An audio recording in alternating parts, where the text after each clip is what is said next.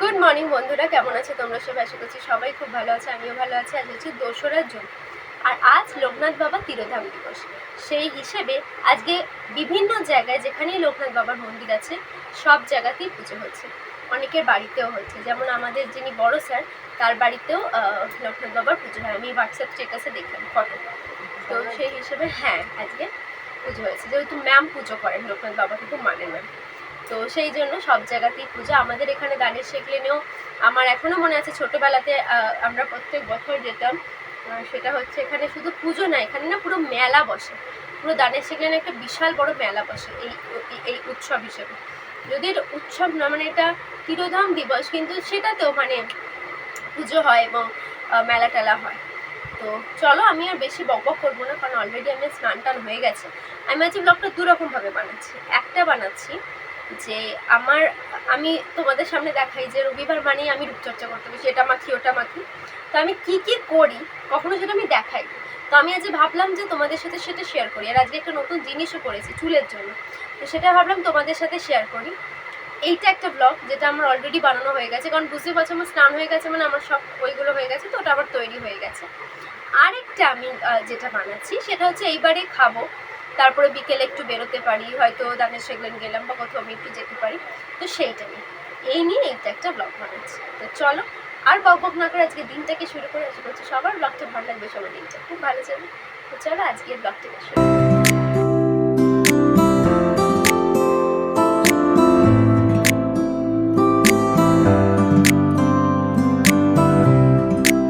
এই দেখো, আজকের লাঞ্চে আছে ভাত, কুমড়ো ভাতে, কাঁকরোল ভাতে আর লোটে মাছের ঝুড়ো বলতে পারো, বা লোটে মাছের তরকারি, যেটাই বলো সেটা।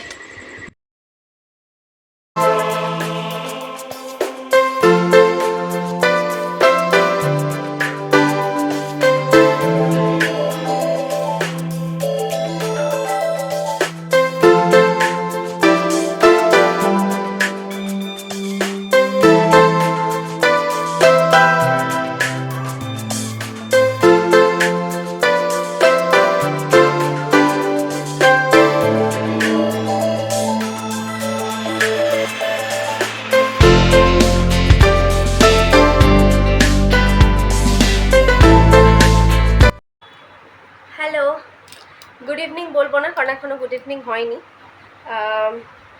এখন ওই 5:10-15 বাজে, 5:15 বাজে। আমি এখন একটু রেডি হচ্ছি হালকা করে। মুখে কিন্তু কিচ্ছু করিনি, মুখে জাস্ট মুখটা ধুয়ে এলাম গরম থেকে। খেয়ে দিয়ে উঠে আমরা বেইমাসিদের ঘরে ছিলাম, গরম লাগছিল তো ওদের ঘরেই ছিলাম। এই এলাম। আসলে এখন আমি যাব হচ্ছে মেলায়। আমাদের এখানে হাওড়া উৎসব মেলা হয়, গত বছরও তোমাদের দেখিয়েছিলাম। তো আজকে সেখানে যাচ্ছি, সেই জন্য আর কি একটু টুকটাক রেডি হওয়া। কিছুই করবো না, অনেকদিন কাজল পরিনি, তো ভাবলাম একটু কাজল পরি।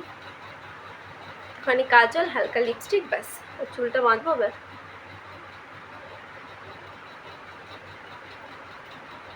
যাহারে গরম পড়েছে। আজকে এই জামাটার সাথে জিন্স পরবো না।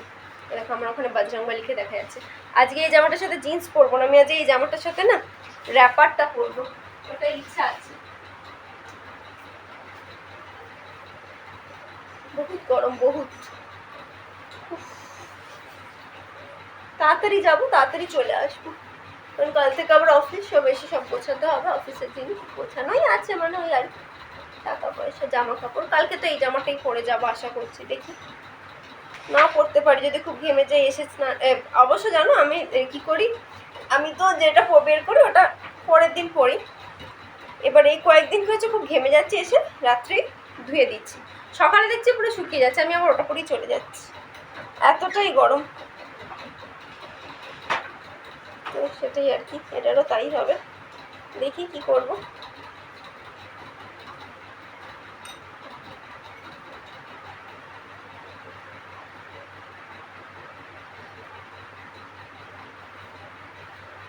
চলো ব্যাগ ফ্যাগ রেডি করি আর বেরোই। একদম বেরিয়ে মেলায় গিয়ে তোমাদের সাথে কথা হচ্ছে। কথা তো হবে না, এবার দেখাবো তোমাদেরকে। চল, এই দেখো চলে এসেছে মেলায়। এটা কি মেলা বলো তো? এটা হচ্ছে হাওড়ার সবচেয়ে দীর্ঘ সময়ব্যাপী, দীর্ঘ দিনব্যাপী আসলে মেলা, সেটা হচ্ছে হাওড়া রামরাজার তলায় রাম ঠাকুরের মেলা। এটি 4 মাস থাকেন রাম ঠাকুর আসার আনন্দেতে। তো আমরা যখন মেলায় যাচ্ছিলাম, হাওড়া উৎসব মেলায়, সেটা শঙ্কর মঠেই ছিল, রামতলার পাশ থেকেই যেতে হয়। আমি ভাবলাম একটু রাম ঠাকুর দর্শন করে আসি, কারণ এই বছর রাম ঠাকুর আসার পরে আমার এখনও অবধি দর্শন করা হয়নি। এই যে দেখলে রাজা রাম ঠাকুর, তার পাশে আছে, একদিকে আছে বামনাবতার এবং অপর দিকে আছে বজরংবলী। বজরংবলীকে ছাড়া কী করে চলে, সেরকমই আর কি। তো সেই জন্যই ঘোরাও হয়ে গেল। আমি ভাবলাম যে না, একটুখানি রামতলাটা ঘুরেই যাই। আগে যখন আমরা বেতর মোড়ে থাকতাম, তখন তো রামতলা আমাদের কাছে কোনো ব্যাপারই না, মানে 2 দিন অন্তর অন্তরই চলে যাওয়া যেত, এরকমই একটা ব্যাপার ছিল। কিন্তু এখন যেহেতু একটু দূরে চলে এসেছি, তারপর এখন কাজের জন্য সবসময় থাকিও না বাড়িতে, বা দেরি হয়, সেই জন্য আর যাওয়াও হয় না। তো এই সুযোগটার হাতছাড়া করলাম না। রাম ঠাকুর দেখে প্রণাম টনাম করে তারপরে গেলাম হাওড়া উৎসব মেলা, যেটা হচ্ছে হাওড়া শঙ্কর মঠে। তো এই যে দেখো, এই যে সাদা বিল্ডিংটা দেখছো, বিল্ডিং না আসলে ওইটাই হচ্ছে মঠ, সাদা বাড়িটা শঙ্কর মঠ। এবং এখানে সমস্ত শুভ কাজ হয়, মানে ধরো পৈতে দেওয়া বা এরম কিছুর কাজ হয়। তো চলো, আমি আর শঙ্কর মঠের কথা না বলে এবার মেলার ভেতরে যাই। আর মেলায় গিয়েই আমার এটা দারুণ লেগেছিলো। আসলে এই পেনটা কিসের যেন, আমরা যখন ছোট ছিলাম না, এটা পাওয়া যেত, একটা পেনেই 10 টাকালি। তো সেইটা তো আমার মনে আছে আমাকে মা কিনে দিয়েছিল, কিন্তু তাও শর্ত সাপেক্ষ, যে কোনো একটা ভালো রেজাল্ট করলে তারপরেই ওটা কিনে দেওয়া হবে। যাই হোক, করেছিলাম, তারপরে কিনে দিয়েছিল। আর এখানে দেখো কিরিং পাওয়া যাচ্ছিলো, এত সুন্দর সুন্দর, আমার এত ভালো লাগছিলো। হাতি, ক্যামেরা, তারপরে হচ্ছে এরোপ্লেন, সবেতে সুইচ আছে এবং কিছু না কিছু ওটার মধ্যে করা যায়। তো সেই জন্য আমার ওটা খুব ভালো লাগছিলো, মনে হচ্ছিলো সব কটা কিনি। আমিও কিনেছি একটা ছোট্ট ক্যামেরা, কিন্তু সব কটা তো কেনা সম্ভব নয়। আসলে সম্ভব নয় সেটা নয়, কেনাই যাবে, কিন্তু আমার মনে হয় সবসময় যেটা করতেই পারবো বলে করেই ফেললাম, সেটা উচিত নয়। থাক না, একটুখানি কিছু কমতি থাক জীবনে, তবেই তো আনন্দটা আসবে। আর যা হয় আর কি, মেয়েরা ঘুরে ফিরে যে জায়গায় গিয়ে আটকে যায়, অ্যাটলিস্ট আমি যে জায়গায় গিয়ে আটকে যাই, সেটা হচ্ছে একটুখানি এই হার কানের দুল সমস্ত কিছুর মধ্যে। তো সেইখানেই আর কি। যাই হোক, আর এইখানে দেখো আমি এত হাসছি কেন বলো তো, ওটা একটা এয়ার কুলার বা এরম ধরনের কিছু জিনিস ছিল। আমি যেখানেই যাই এইরম ধরনের কিছু পেলেই আমি গিয়ে দাঁড়িয়ে পড়ি, মানে সেখানে কেউ আমাকে আটকাতে পারে না। এমনকি তোমরা দেখে হচ্ছে পুজোর সময়তেও আমি ভিড় প্যান্ডেলের মধ্যে যেখানে দেখেছি ফ্যান, আমি সেখানেই গিয়ে দাঁড়িয়ে পড়েছি। এই স্বভাব আমি আমার মায়ের থেকে পেয়েছি, আর এই স্বভাব আমার মধ্যে আছেই।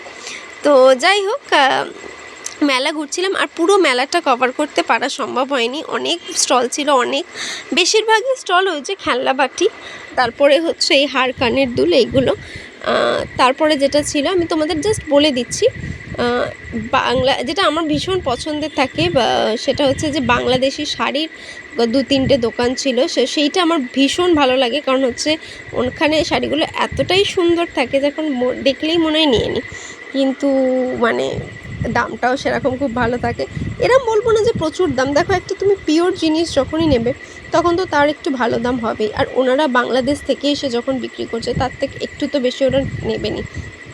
আর তাছাড়া যেটা আমি একটা জিনিস দেখেছিলাম, যে মাটির জিনিসের দোকান আছে, মাটির বোতল টোতল এইরকম জিনিসের জন্য দোকান একটা আছে। তো এরকম অনেক ধরনেরই দোকান আছে। মাঠটাও তো অনেকটা বড়, হ্যাঁ যখন স্টেডিয়ামে হতো তখনও আরও দোকান থাকতো, হ্যাঁ তার থেকে একটুখানি কম, কিন্তু অনেক জিনিস ছিল। আর আমার মেলায় সবচেয়ে পছন্দের জায়গা থাকে হচ্ছে এক তো খাওয়া দাওয়া, কিন্তু এবারে দেখলাম কোনো ননভেজ আইটেম নেই, ওই ঘুগনি, ফুচকা, পাওভাজি, ব্যাস এইটাই। আর ওই আলু ভাজা একটা ধরনের পাওয়া যায় না, ওই আলু ভাজাটা, যেটা আমিও খেয়েছি।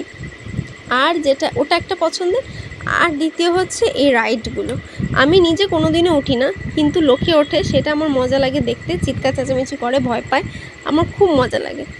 তুমি দেখবে লাস্ট বছরে আমি যখন এসেছিলাম এই মেলায়, তখন আমি রাইডের সমস্ত ভিডিও তুলেছিলাম, এই বছরও তাই।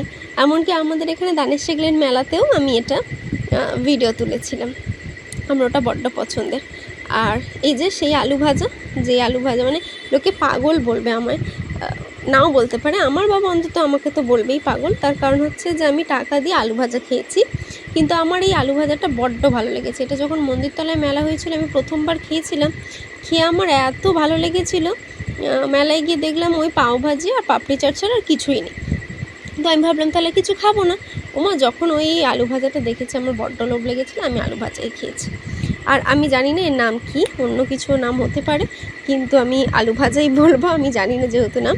আর এমনি ওভারঅল বলতে পারি যে মেলাটা খুবই ভালো হয়েছিল। এখনও অবধি আছে মেলাটা, মনে হয় এই পুরো মাসেই থাকবে। যদি কারো যাওয়ার ইচ্ছা থাকে অবশ্যই ঘুরে আসতে পারো, খুব ভালো লাগবে। মেলা ঘুরে চলে এসেছি, খুবই ভালো ঘুরেছি মেলা, খুবই ভালো লাগলো। 2-3 জায়গায় গেছিলাম, লোকনাথ বাবার পুজো যেখানে হয় প্রণামও করেছি, কিন্তু এত ভিড় না আমি আর ব্লগ তুলতে পারিনি। এত ভিড় মানে আমি ঠাকুরের মুখও ঠিক করে দেখতে পাইনি, লোকনাথ বাবার মুখ দূর থেকে।